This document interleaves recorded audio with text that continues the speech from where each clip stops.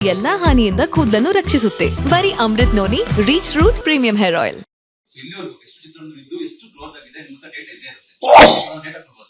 ಈಗ ನಮ್ಮದು 650 single theatres ಇದೆ ಸರ್. ಅದರಲ್ಲಿ ಇನ್ನೊಂದು 200 ಥಿಯೇಟರ್ ಕ್ಲೋಸ್ ಮಾಡೋ ಸ್ಟೇಜ್ ಅಲ್ಲಿ ಇದೆ. ಕ್ಲೋಸ್ ಮಾಡೋ ಸ್ಟೇಟಸ್ ಕೊಡ್ತೀವಿ ಬೇಕಾದ್ರೆ ಇದು ಮಾಡ್ಬೇಕು ಅಂತಿದ್ದಾರೆ. ಇದೇ ರೀತಿ ಮುಂದುವರೆದ ಪಕ್ಷದಲ್ಲಿ ಚಿತ್ರರಂಗದಲ್ಲಿ ಚಿತ್ರಗಳು ಕಡಿಮೆ ಆದ ಪಕ್ಷದಲ್ಲಿ ಅವರಿಗೆ ಈ ಕೆಲವು ಸವಲತ್ತುಗಳು ಕಡಿಮೆ ಆಗಿದೆ.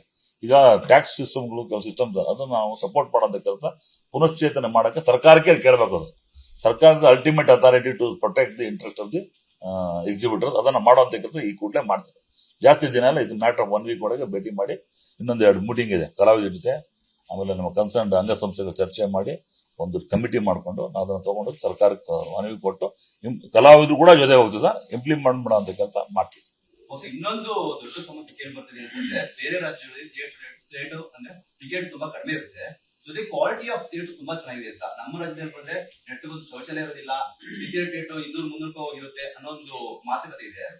ಸೊ ಇದ್ರ ಬಗ್ಗೆ ಇಲ್ಲ, ನಮ್ಮಲ್ಲಿ ತೀರಾ ಎಲ್ಲಾ ಥಿಯೇಟರ್ಗಳೆಲ್ಲ ಕೆಲವು ಥಿಯೇಟರ್ಗಳು ಒಪ್ಕೊಳ್ತೀವಿ. ಅದನ್ನ ಮಾಡಕ್ಕೆ ನಾವು ಇನ್ಸ್ಟ್ರಕ್ಷನ್ ಕೊಡ್ತೀವಿ. ಕೆಲವು ಇದೆ, I don't deny your word. ಅದನ್ನ ಬಿ ಸಿ ಸೆಂಟರ್ ಇದೆ, ಅದನ್ನ ಮಾಡುವಂತ ಕೆಲಸ ನಾವು ಮಾಡ್ತೀವಿ. ಯಾಕಂದ್ರೆ ಅದು ಮಿನಿಮಮ್ ಫೆಸಿಲಿಟಿ ಇಲ್ಲ ಅಂತ ಅದು ತಪ್ಪಾಗತ್ತದು. ಕೆಲವು ಕಡೆ ಇದೆ, ಅದು ಅಗ್ರಿ ಆಗ್ತದೆ, ಅದು ಚೇಂಜ್ ಮಾಡ್ಕೊಳಂತ ಅವ್ರು ಮಾಡ್ಕೊಳ್ಬೇಕು. ಅವ್ರ ಥಿಯೇಟರ್ ಮೇಂಟೈನ್ ಮಾಡ್ಬೇಕು, ಅವ್ರು ಒಳ್ಳೇದಾಗಬೇಕು ಅಂತ ಅವ್ರ ಥಿಯೇಟರ್ನ ಮೇಂಟೈನ್, ಅವ್ರ ಮನೆ ಅವ್ರು ಕ್ಲೀನ್ ಮಾಡ್ಕೊಂಡು ಬರ್ತಾನೆ, ಅದು ಅವ್ರ ಜವಾಬ್ದಾರಿ. ಅದು ಇಲ್ಲ ಜನ ಯಾಕೆ ಹೋಗ್ತಾರೆ, ಬರೋದಿಲ್ಲ ಅಲ್ವಾ, ಅದನ್ನ ಮಾಡೋಂಥ ಕೆಲಸ ಅವ್ರು ಮಾಡ್ಬೇಕು ಅನ್ನೋದು ನಾವು ಇನ್ನೊಂದು ಸ್ಟ್ರಿಕ್ಟ್ ಆಗಿ ಇನ್ಸ್ಟ್ರಕ್ಷನ್ ಕೊಟ್ಟು ಸರ್ಕಾರನೂ ಈಗಾಗಲೇ ಮ್ಯಾಂಡೇಟರಿ ಆಗಿ ಕೊಟ್ಟಿದೆ ಕೆಲವು ಇನ್ಸ್ಟ್ರಕ್ಷನ್ಗಳು. ಅದನ್ನ ಫಾಲೋ ಅಪ್ ಮಾಡೋ ಕೆಲಸ ಮಾಡಿಲ್ಲ. ಏನು ಹೆಂಗ್ ಮೇಂಟೈನ್ ಮಾಡ್ತದೆ ಆ ಥಿಯೇಟರ್ಗಳಲ್ಲಿ? ಪಿಕ್ಚರೇ ಇಲ್ಲ, ಅದು ಸಿನಿಮಾನೇ ಇಲ್ಲ, ಇದ್ರ ಲೇಬರ್ ಸಂಬಳ ಕೊಡಕ್ ಆಗ್ತಾ ಇಲ್ಲ, ಎಲೆಕ್ಟ್ರಿಸಿಟಿ ಕಟ್ಟಕ್ ಆಗ್ತಾ ಇಲ್ಲ, ಆಮೇಲೆ ಪ್ರಾಪರ್ ಟ್ಯಾಕ್ಸ್ ಕಟ್ಟಕ್ ಆಗಲ್ಲ. ಹೆಂಗ್ ಮೇಂಟೈನ್ ಮಾಡ್ತಾರೆ ಹೇಳಿ? ಅದಕ್ಕೆ ಸಾಕಷ್ಟು ಕೆಲವೊಂದು ಇಂಟರ್ನಲ್ ಸಮಸ್ಯೆಗಳನ್ನ ಸರ್ಕಾರದ ಸವಲತ್ತು ಕೊಡುವಂತ ಕೆಲಸ ಮಾಡಕ್ ಪ್ರಯತ್ನ ಪಡ್ತಾ ಇದ್ದೀವಿ. ಇವತ್ತು ತುಂಬಾ ಮೆಚ್ಚುವಂತ ಕಾರ್ಯ ಮಾಡಿದ್ರೆ ನೀವು. ಏನಕ್ಕಂತಂದ್ರೆ ಯಾವಾಗ್ಲೂ ಸಿನಿಮಾಗಳು ಯಾವಾಗ್ಲೂ ಮಾಡಿರ್ತಕ್ಕಂಥ ನಿರ್ಮಾಪಕಗಳನ್ನ ಕೂರಿಸಿ ಚರ್ಚೆಗಳು ಮಾಡೋದು ಸರ್ವೇ ಸಾಮಾನ್ಯ ಆಗಿತ್ತು. ಆಕ್ಟಿವ್ ಪ್ರೊಡ್ಯೂಸರ್ಸ್ ನ ಯಾಕೆ ಕರೆಸ್ತಾ ಇಲ್ಲ ಅನ್ನೋ ಒಂದು ಅಹವಾಲು ಎಲ್ಲರಲ್ಲೂ ಇತ್ತು, ಮಾಧ್ಯಮಗಳಿಗೂ ಕೂಡ. ಇವತ್ತು ನೀವು ಅವ್ರನ್ನೆಲ್ಲ ಕರೆಸಿ ಗ್ರೌಂಡ್ ಅಲ್ಲಿ ಏನ್ ಸಮಸ್ಯೆಗಳಿದೆ, ಗ್ರೌಂಡ್ ರಿಯಾಲಿಟಿ ಇರ್ತಕ್ಕಂಥವ್ರನ್ನ ಕರೆಸಿ ಇವತ್ತು ಚರ್ಚೆ ಮಾಡಿದ್ರ. ಅದೇ ನಿಟ್ಟಿನಲ್ಲಿ ಕಲಾವಿದರನ್ನ ಯಾವಾಗ ಕರೆಸಿ ಮಾತಾಡ್ತಾ ಇದ್ದಾರೆ. ಕಲಾವಿದ ಸಂಘದ ಕಾರ್ಯದರ್ಶಿಯರು ಅವ್ರಿಗೆ ನಾನು ಸ್ಟ್ರಿಕ್ಟ್ ಆಗಿ ಹೇಳಿದ್ದೆ ಸರ್, ಬರ್ಲೇಬೇಕು ಅಂತ. ಅವ್ರು ಎಷ್ಟೇ ಕೆಲಸ ಆದ್ರೂ ಬಂದು ಮಾತಾಡ್ಬಿಟ್ಟು ಹೋದ್ರು. ವಿತಿನ್ 3-4 ಡೇಸ್ ಕರೆಸಿ ಅವ್ರ ಮೀಟಿಂಗ್ ಕರ್ಸ ನಮಗೂ ಕರ್ಸ್ತಾರಂತಿದೆ. ನನ್ನ ಜೀವನದಲ್ಲಿ ನಾನು ಮಾತ್ರವಲ್ಲ, ನನ್ನ ಕೂದಲು ಕೂಡ ಆಗಿರ್ಬೇಕು ಸ್ಟ್ರಾಂಗ್ ಅಂಡ್ ಸ್ಟೈಲಿಶ್. ಬರೀ Amrit noni reach root premium hair oil ನೊಂದಿಗೆ. Reach root premium hair oil ಮಾಡಿದ್ರೆ ಬಹಳ ಖುಷಿ, ಅವರು ಖುಷಿ ಪಟ್ಟು.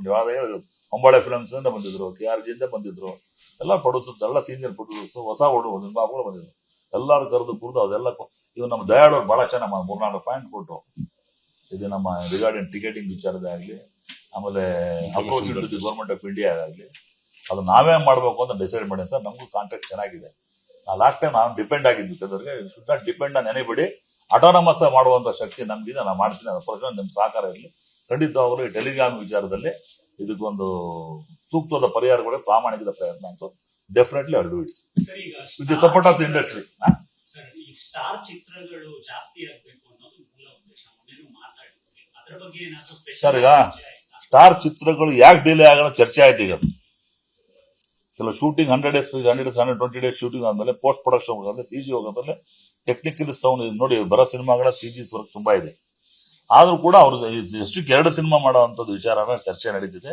ಅದು ಕರ್ಸಿ ಮಾತಾಡಿಸಿ ಅವ್ರಿಗೆ ಹೇಳಿ, ಅವ್ರಿಗೆ ಒಂದು request should go, never demand things, should request on request ಕರ್ಸಿ ಮಾತಾಡಿ ಅದು ಮಾಡುವಂತ ಪ್ರಯತ್ನ ಅಂತ ಮಾಡ್ತೀವಿ ಸರ್. ಬಹಳ ವರ್ಷಗಳು ನಡೀತಾ ಇದೆ. ಅದು ಯಾಕಾಗಿದೆ, ಹೆಂಗಾಗಿದೆ, ಯಾವ ತೊಂದರೆ ಇದೆ ತಮಗೂ ಕೂಡ ಅದು ಗೊತ್ತಿದೆ. ಅದು ಅದನ್ನ ಸರಿ ತೂಗುವಂತ ಕೆಲಸ ಯಾವ ಕಲಾವಿದ್ರು ನಾವು ಹೇಳಿದ್ರೆ ಯಾರು ಹೇಳ್ಕಳ್ಸಿದಾರೆ. ಏನಾದ್ರು ಇಂಟ್ರೆಸ್ಟ್ ಒಳ್ಳೇದಾಗತ್ತೆ ಅಂದ್ರೆ ಯಾರಿಗೂ ಸಪೋರ್ಟ್ ಅಂತ ಹೇಳಿದಾರೆ ಸರ್. ಅದನ್ನ ಕರ್ಸಿ ಕೂರಿಸಿ ಮಾತಾಡಿ ಚರ್ಚೆ ಮಾಡಿ ಮುಂದಿನ ದಿನ ತಿಳಿಸಿ. ಬಂದಾಗ ಸರ್ ಸಂದರ್ಭ ಸರ್, ಥಿಯೇಟರ್ ಈಗ ಬಂದ್ ಮಾಡ್ತೀವಿ ಅಂತ ಯಾವತ್ತೂ ಹೇಳೇ ಇಲ್ಲ ನಾವು. ನಾನಾ ಟೋಲ್ಡ್ ಎನಿ ಸ್ಟೇಟ್ಮೆಂಟ್ ನಾನ್ ಕೊಟ್ರೆ ಅಥೆಂಟಿಕೇಟೆಡ್. ನಾ ಪದಾಧಿಕಾರಿ ಕೊಟ್ರೆ ಅಥೆಂಟಿಕೇಟ್, ನಾವ್ಯಾರು ಆ ಸ್ಟೇಟ್ಮೆಂಟ್ ಕೊಟ್ಟಿರ್ಲಿಲ್ಲ. ಈಗ ಬಂದ್ ಮಾಡೋದ ಪರಿಹಾರ ಆಗತ್ತಾ? ಏನಾಯ್ತು ಅಂದ್ರೆ ಮೊನ್ನೆ ಒಂದು ಬಂದಂತ ಅನೌನ್ಸ್ ಆಗಿದ್ದಕ್ಕೆ ಸ್ವಲ್ಪ ಕಾನ್ಸಿಕ್ವೆನ್ಸ್ ಬೇರೆ ಬೇರೆ ಆಗಿದೆ. ಆದ್ರೂ ಕೂಡ ಒಂದು ಕಣ್ತಲೆಯನ್ನು ಕೆಲಸ ಮಾಡೋದಕ್ಕೆ ಧನ್ಯವಾದ ಹೇಳ್ತೀನಿ ಅಂತ ಹೇಳ್ತಾ ನಮ್ಮ ಪತ್ರಿಕಾಗೋಷ್ಠಿ ಮುಗಿಸ್ತಾ ಇದ್ದೀನಿ. ನಮಸ್ಕಾರ. ಅನುಕ್ಷಣದ ಸುದ್ದಿಗಳಿಗಾಗಿ ವಿಸ್ತಾರ ನ್ಯೂಸ್ ಯೂಟ್ಯೂಬ್ ಚಾನೆಲ್ ಸಬ್ಸ್ಕ್ರೈಬ್ ಮಾಡಿ. ಹೊಸ ಸುದ್ದಿಗಳ ನೋಟಿಫಿಕೇಶನ್ಗಾಗಿ ಬೆಲ್ ಐಕಾನ್ ಕ್ಲಿಕ್ ಮಾಡಿ. ಲೇಟೆಸ್ಟ್ ಅಪ್ಡೇಟ್ಸ್ಗಾಗಿ www.vistaranews.com ವೆಬ್ಸೈಟ್ಗೆ ವಿಸಿಟ್ ಮಾಡಿ. ಅಂಗೈಯಲ್ಲೇ ಜಗತ್ತಿನ ಸುದ್ದಿ ತಿಳಿಯಲು ವಿಸ್ತಾರ ನ್ಯೂಸ್ ಕನ್ನಡ ಆಪ್ ಡೌನ್ಲೋಡ್ ಮಾಡಿ.